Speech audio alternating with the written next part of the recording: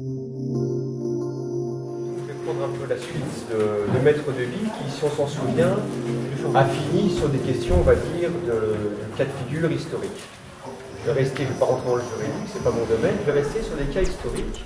Et quelque part, ma présentation était d'une certaine manière une intervention qu'a fait Madame Bénédicte Savoie c'était en juin 2017, dans l'ordre de ses cours au Collège de France.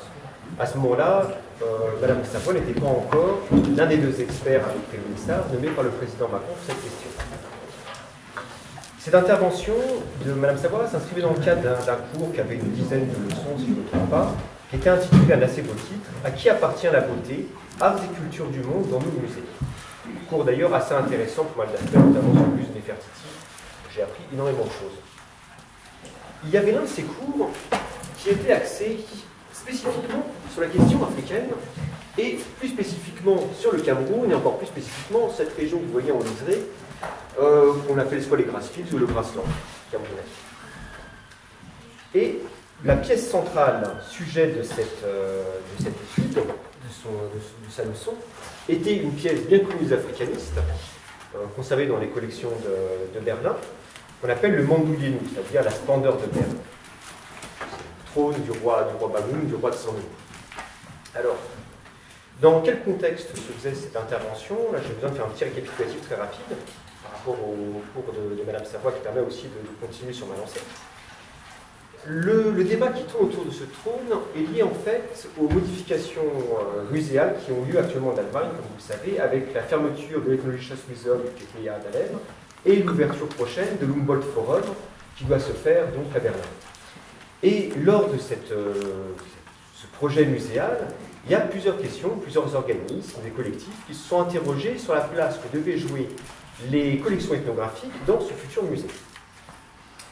Alors, certains objets, et notre trône en fait partie, se sont trouvés en fait comme figures iconiques, emblématiques de campagnes, d'ailleurs assez bien faites au niveau des affiches, de propagande, de parti pris pour restitution. Mon allemand est un peu vieux, mais Preußische-Kulturbesitz, c'est, point d'interrogation, c'est relève de la culture prussienne, point d'interrogation. Alors, comme le disait Bénédicte Savoie, pour que je vous conseille d'écouter, a dit qu'effectivement le trône est alors devenu, figure emblématique, une figure très contestée qui a fait l'objet de nombreux articles, ça fait couler beaucoup d'encre en Allemagne. Alors derrière cette campagne de restitution, notamment concernant le trône, se trouve un organisme qui s'appelle No Humboldt 21. Je vous présente juste un extrait, comme ça, rapidement, d'une lettre ouverte que cette association a faite. Et, pour continuer un peu là sur cet avis, c'est que cette association, ce collectif No Humboldt 21, pour eux, on est face, pour ce trône de Nsangou, face à un objet pillé qui n'a rien à faire en Allemagne, comme je vous l'ai montré un peu avec l'affiche. Bon. Bénédicte Savoie, quand elle en parle, est beaucoup plus nuancée.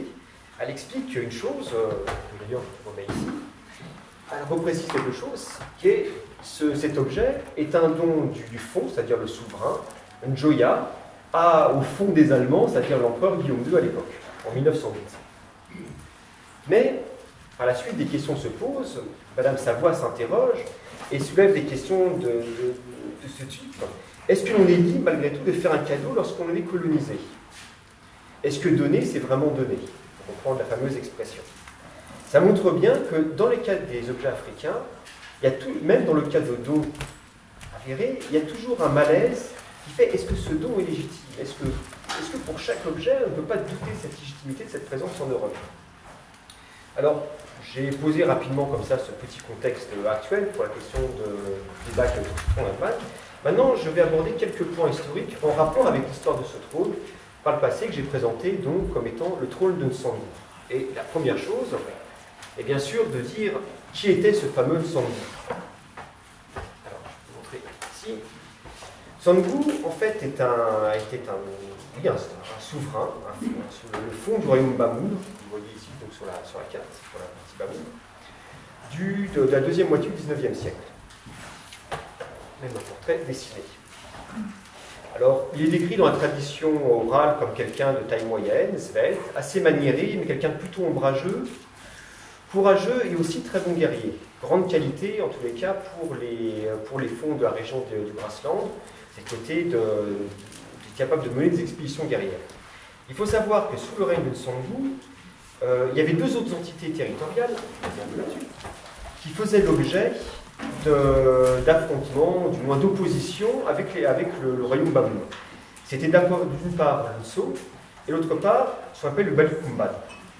Alors pour vous donner un peu une idée des relations, dans le cas du Balikumbad, ça avait donné lieu à des expéditions qu'on pourrait dire presque de commando. Le Balikumbad ce royaume-là possédait un énorme récipient contenant des médecines guerrières très réputées et qui était gardé jour et nuit par des soldats. Le roi de Nsongu va envoyer quelques-uns de ses hommes à la nuit tombée, un jour, qui vont tuer les gardes gardant le récipient, et vont repartir avec en direction en territoire bamoun. Le souverain, donc le fond de Balikumbad, va quand même protester légèrement de la chose en disant que ce genre de provocation n'amène pas à grand-chose, et il va envoyer des émissaires pour demander la restitution des médecines en question et du récipient des contenants. Et le roi de Nsongu va donner une fin de non-recevoir à ça. Il va dire la chose suivante, c'est pas moi, c'est pas une invention, c'est quelque chose qui est relaté dans la tradition orale plus écrite qui existe chez les Bamoun. Il va dire la chose suivante. Ceci prouve que le roi du Bamoun est plus puissant que le roi de Balikumbad. Quand je désire quelque chose qui se trouve dans ce pays, j'envoie simplement mes gens le chercher. Acte. Alors, en ce qui concerne la question des Nso, c'est une opposition qui est un peu plus ancienne, qui pouvait déjà depuis le XIXe siècle, notamment pour des raisons, on va dire, de type commercial.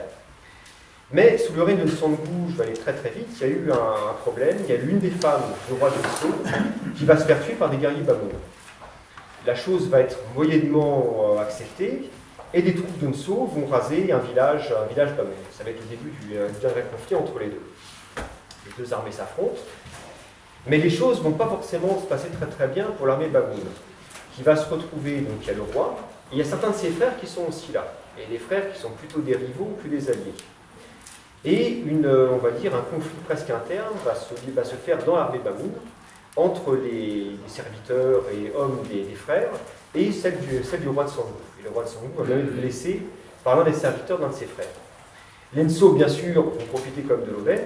C'est pas tous les jours qu'on a une armée qui se tape dessus elle-même. Et un guerrier Nso va même réussir à décapiter le roi de Nsongu et vont battre complètement l'armée Bamoun qui va perdre plusieurs centaines d'hommes.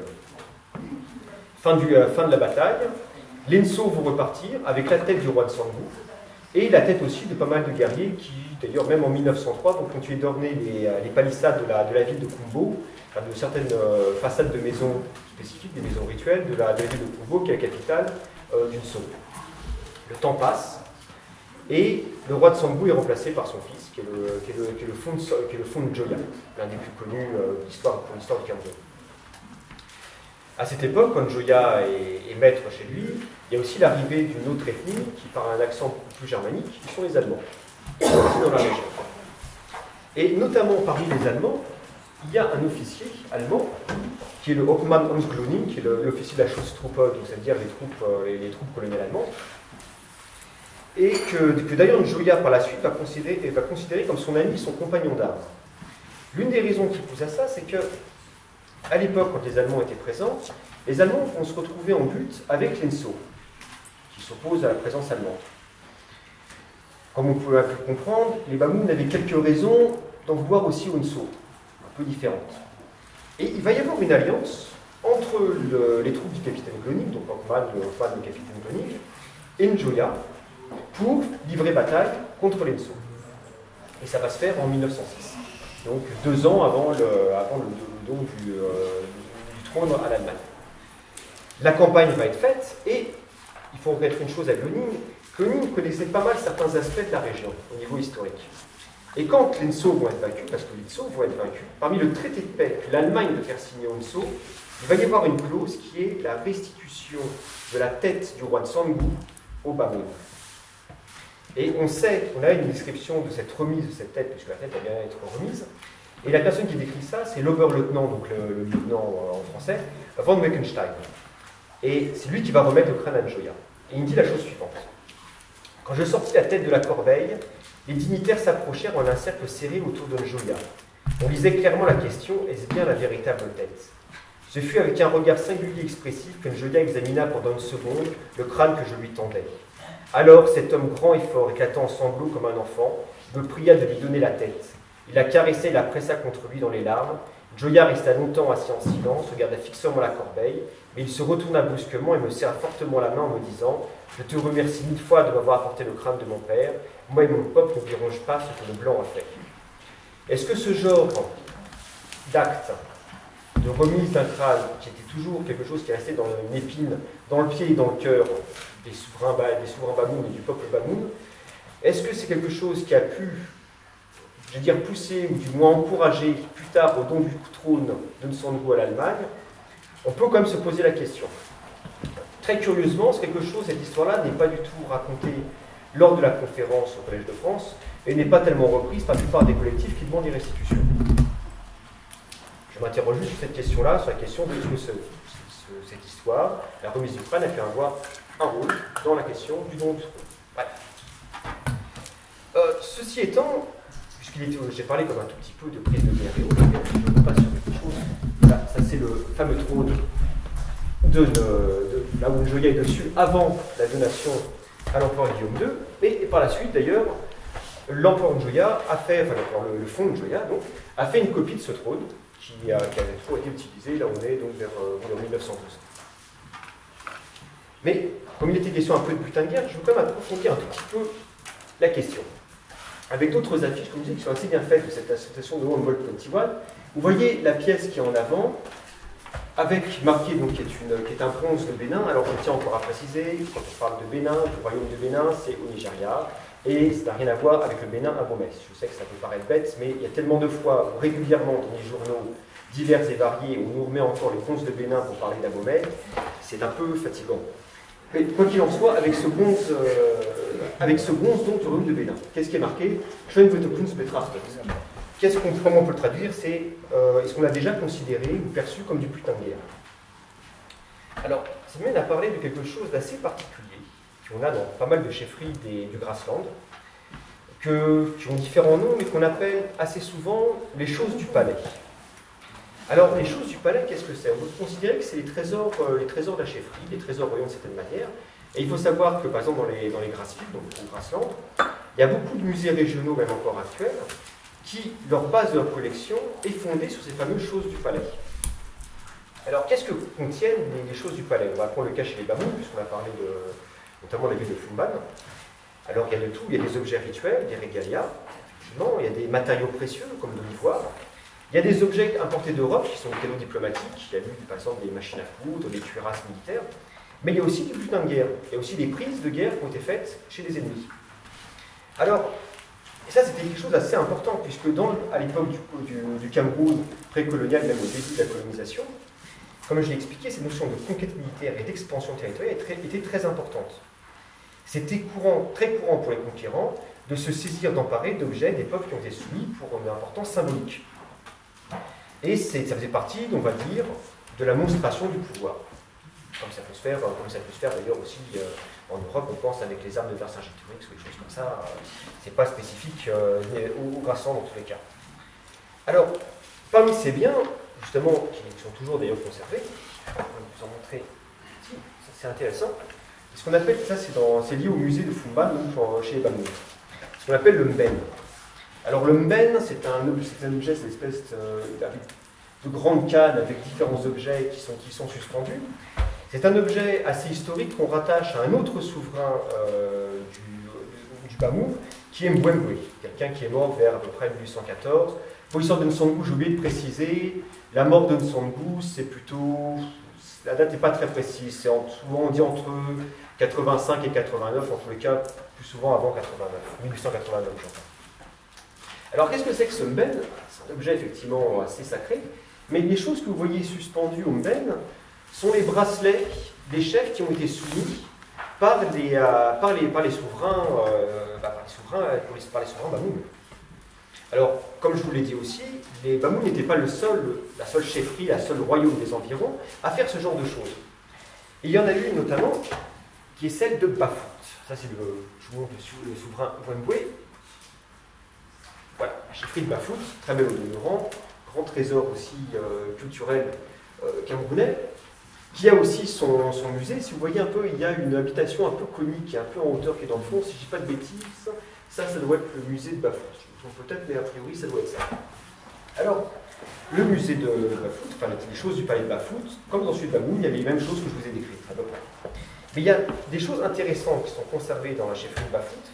C'est notamment toujours 4 crânes qui sont conservés. Et ces crânes ont une histoire qui est très intéressante. Ça va nous ramener quelques années en arrière, on va faire partir vers 1889, avec l'arrivée d'un Allemand qu'on appelait Eugen Zinnkraff. Et Zinnkraff, c'est on va dire un explorateur qui, en 1889, fait escale à Bafout. La fonction de sa mission, son but dans la région, à Zinnkraff, elle est double. Déjà, c'est de développer un meilleur accès vers l'intérieur des terres, de mieux connaître l'intérieur des terres. Et deuxièmement aussi, c'est trouver de la main-d'œuvre capable de venir travailler dans les zones côtières. Deux choses. Les rapports, ce qu'on peut dire, c'est qu'au 25 décembre 1889, quand Zinnkraff est à Bafout, les relations ne sont pas forcément des plus cordiales. C'est pas quelque chose qui se passe forcément très très bien. Et plus tard, j'allais dire, oui, je vous disais le 25 décembre, vont être envoyés, Zinnkraff va envoyer des émissaires pour des négociations commerciales à Bafout. Et les émissaires, il y en a 2 qui vont se faire tuer. Il y a des chefs locaux qui parlent avec Zinnkraff, qui disent, mais ceux qui sont derrière ça, c'est les gens de Mancon. Encore une autre chefferie. Et Zinnkraff ne veut pas en rester là, il veut faire une expédition punitive pour les 2 émissaires, et va mener donc une expédition contre Mancon, et Mancon, pour l'occasion, va s'allier avec Bafout. Et les troupes de Zinnkraff vont se prendre une déculottée monumentale. Et lors de ce conflit, 4 soldats allemands vont être tués, leurs crânes vont être enlevés, et ce sont toujours les crânes de ces soldats allemands qui sont conservés à Bafout. Je terminerai juste sur une petite chose. Je ne sais pas s'il y a eu pour l'instant un comité allemand pour la restitution de crânes conservés au Cameroun pour la paix entre les peuples dans le futur. Je vous remercie. Merci.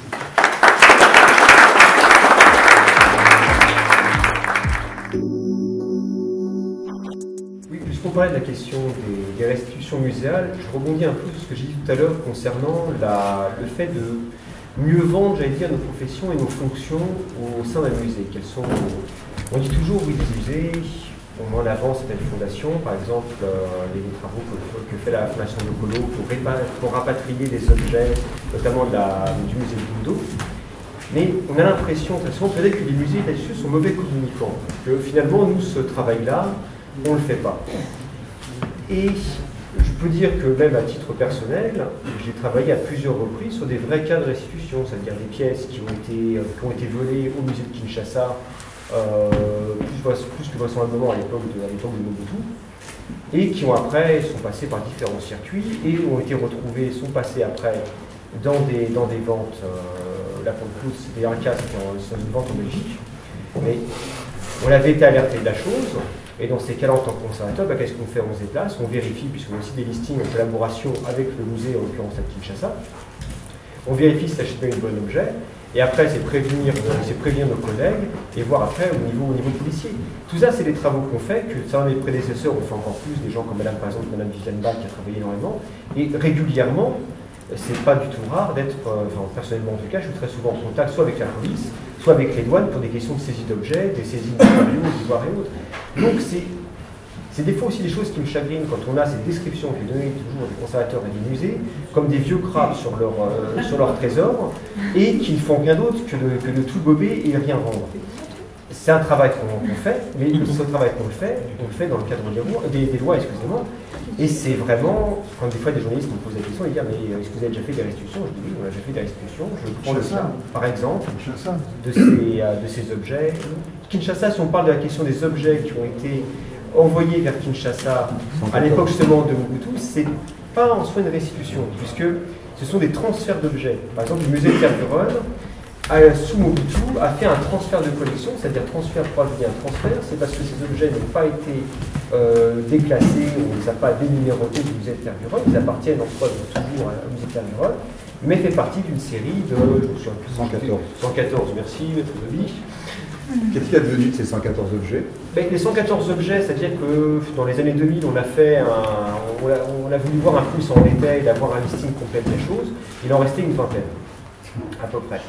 Mais là, j'insiste sur le fait que quand je parle de ça, c'est bien un transfert. Quand je parle de vrai cas de restitution, c'est des objets qui sont vraiment inscrits des collections des musées nationaux du Congo, anciennement l'Institut des musées nationaux du Zaïre.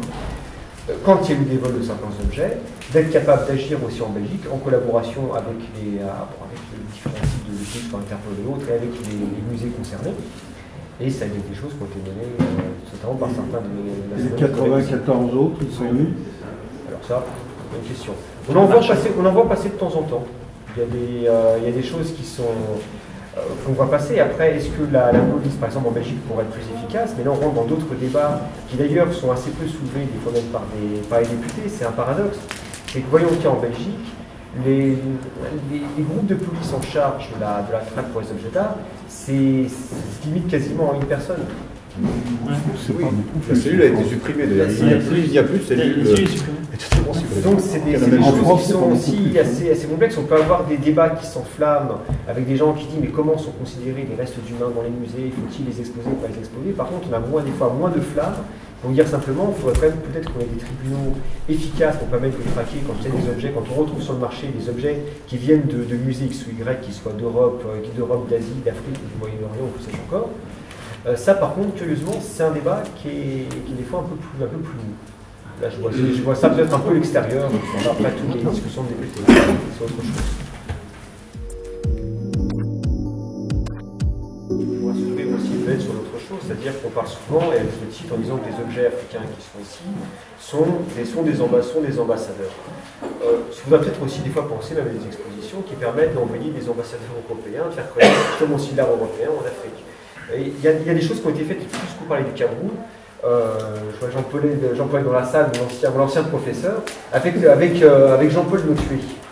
Jean-Paul Notué, qui était quand même un grand universitaire camerounais, je me souviens quand Jean-Paul Notué était à Paris, qu'il achetait aussi des livres en art européen classique pour ses cours à l'université de Yaoundé. Et c'est des choses qui pourraient aussi s'imaginer. C'est-à-dire de faire connaître, si on accepte, si on reconnaît qu'il y a des ambassadeurs aussi de l'art africain en Europe, on puisse imaginer aussi des questions d'ambassadeurs de l'art européen en Afrique.